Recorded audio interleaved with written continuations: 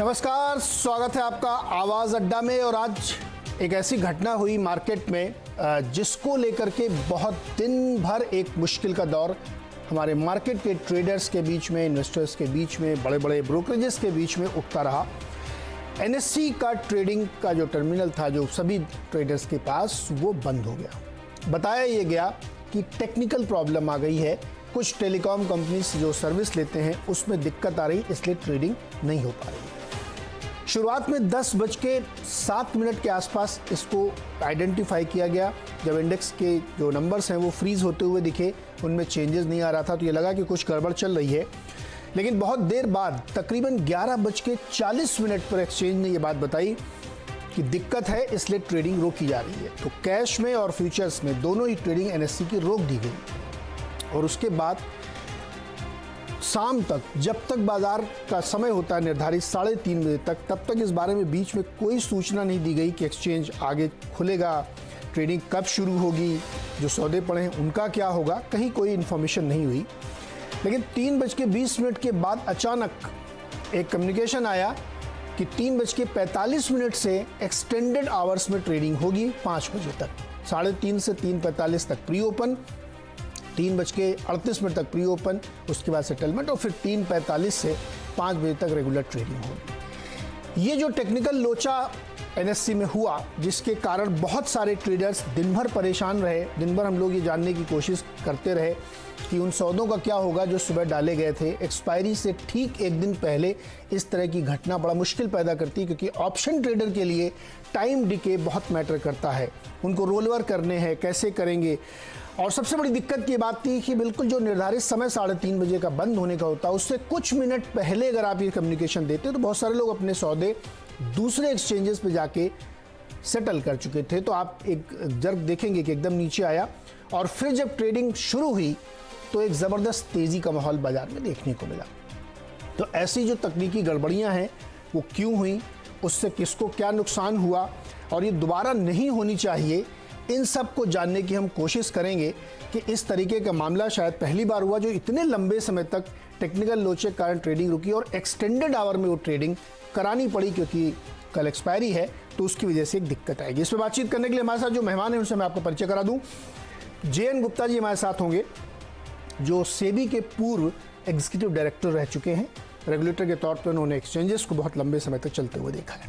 पवन कुमार विजय हमारे पास, जो manager MD हैं कॉर्पोरेट प्रोफेशनल्स के। सुनील न्याती साहब हैं, MD हैं स्वस्तिका इन्वेस्टमेंट के। लक्ष्मण रॉय हमारे पॉलिसी एडिटर हैं, दिल्ली से जुड़ेंगे हमारे साथ। और उसके साथ ही मानस जायसवाल जी हमारे साथ हैं, जो टेक्निकल एनालिस्ट हैं।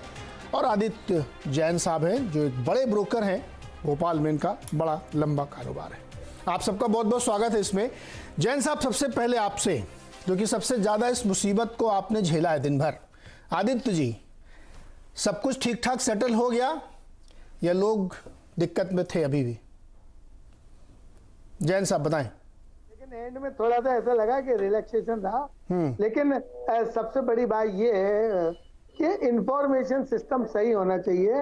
हर घंटे इंफॉर्मेशन देखना चाहिए, देना चाहिए एनएससी को, जिसके कारण दिन भर आज ब्लड प्रेशर हमारा और निवेशकों का लगातार ऊपर नीचे होता रहा।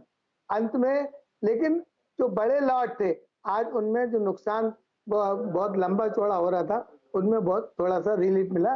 लेकिन अंत में ठीक ठाक हुआ। लेकिन एक ये बड़ा सबक देके गया आज का सिस्टम कि एनएससी को चाहिए और सेबी को चाहिए और गवर्नमेंट ऑफ इंडिया के फाइनेंशियल मंत्रालय को चाहिए कि इन चीजों पर कहीं ना कहीं दुरुस्त निर्णय लेना चाहिए कि आगे से इस तरीके की बात नहीं हो, क्योंकि सवाल पैसे का है।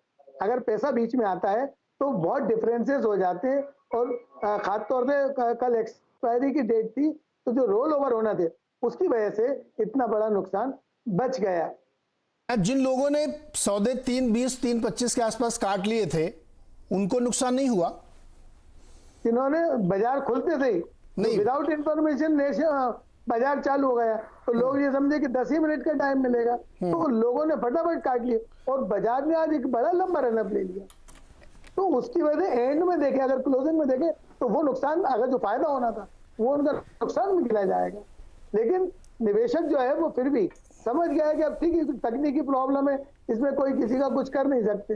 लेकिन इनका जो second plan B plan C जो इनके डिजास्टर रिकवरी जो एरियाज है सिस्टम है वो क्लिक नहीं हुए, इस बात की भी जांच होनी चाहिए।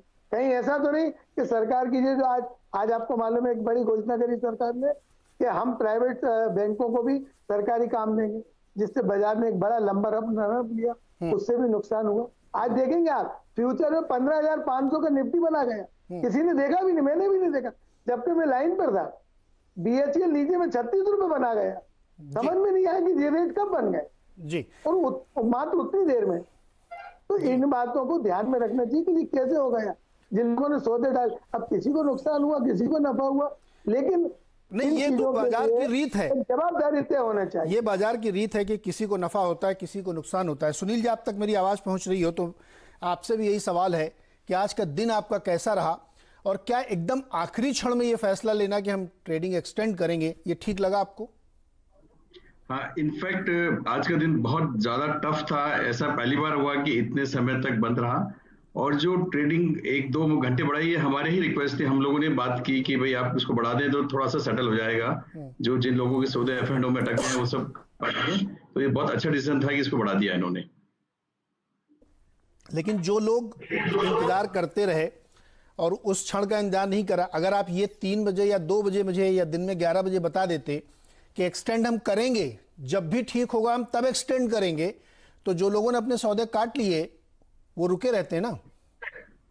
जी, जनरली कैश मार्केट के सौदे तो ऑप्शंस था हमारे क्लाइंट्स के, हमने सबने BSE पे स्क्वायर अप किए उनके, और फ्यूचर ऑप्शंस में कोई ऑप्शन नहीं था, तो इंतजार करने के अलावा कोई रास्ता नहीं था हमारे पास।